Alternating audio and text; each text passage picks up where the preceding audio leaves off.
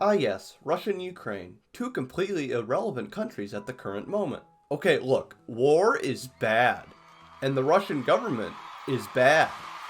I know, thank you. But if anybody is going to be interested in the alphabet that both these nations use at any point during this year, right now is a pretty good time to post this video.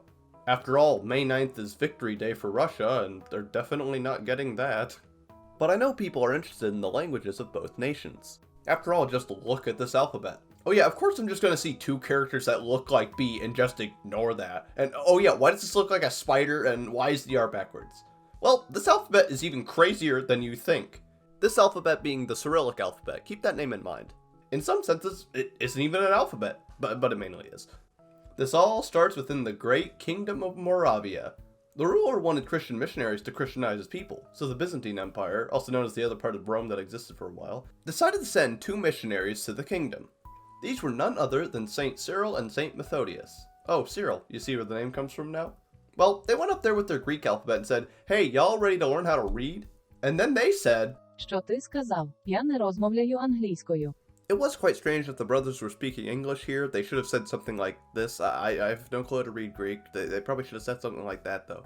Either way, the important thing is that Old Slavic had a bunch of different sounds than Old Greek. So Cyril did the only logical thing, and he based the new alphabet off of the Greek alphabet, adding in some new characters for the new sounds. Here's that alphabet he made. Looks just like the modern one, right? So you know how this alphabet is called the Cyrillic alphabet? Yeah, he didn't make it, his followers did.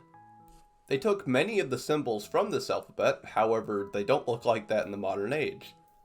Like, oh yeah, this W with a tail, it's totally this character that looks like a B, what do you even mean?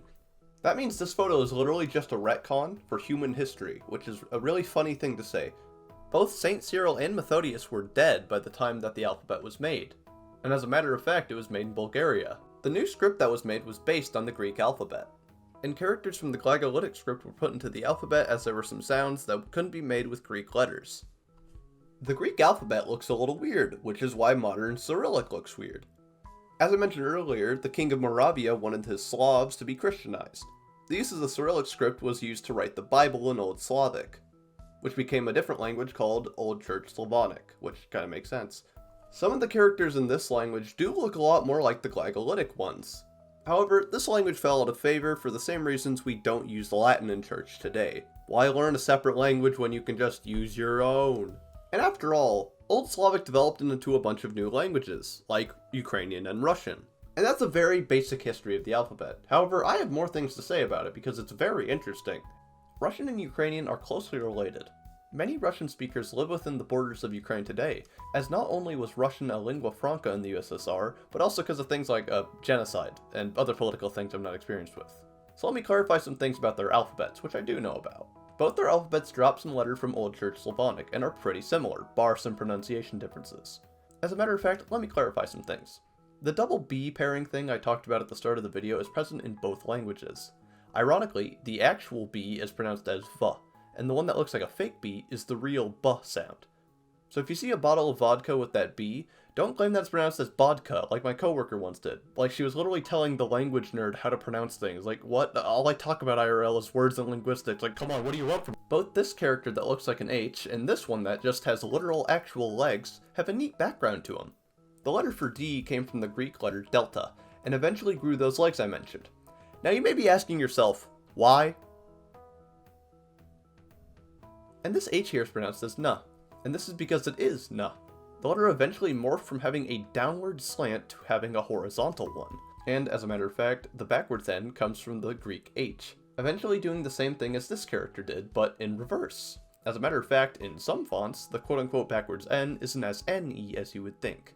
What is most interesting to me, though, is not the evolution of the characters, but the fact that this is not the Cyrillic alphabet, but rather the Cyrillic script.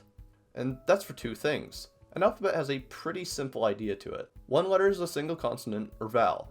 If I were to show you a new character, this U with an umlaut for example, and say it's pronounced Ugo, as I could just put it in a word like such, and the word is now Kugo, technically that wouldn't be part of an alphabet. And that is exactly the case here. The backwards R is pronounced as Ya, using a consonant and a vowel. Both Ukrainian and Russian use a handful of characters like this. Ukrainian has Y, and Russian has Ye. Ukrainian does have this character, but it's not pronounced the same way.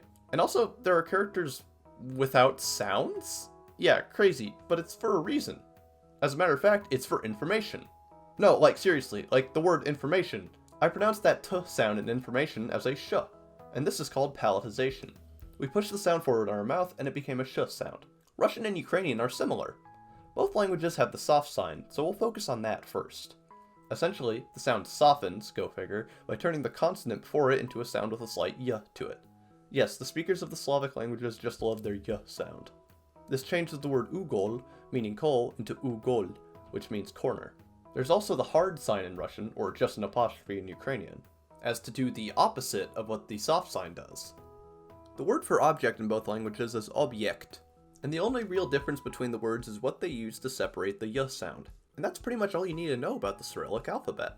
It's Greek with some new letters made by an apostle, and it technically isn't an alphabet, but it mainly is.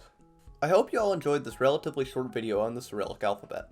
Obviously what's happening in Ukraine right now is really bad, just for the record. If you want more information on the individual languages, they exist online, and I definitely recommend the videos by Lang Focus.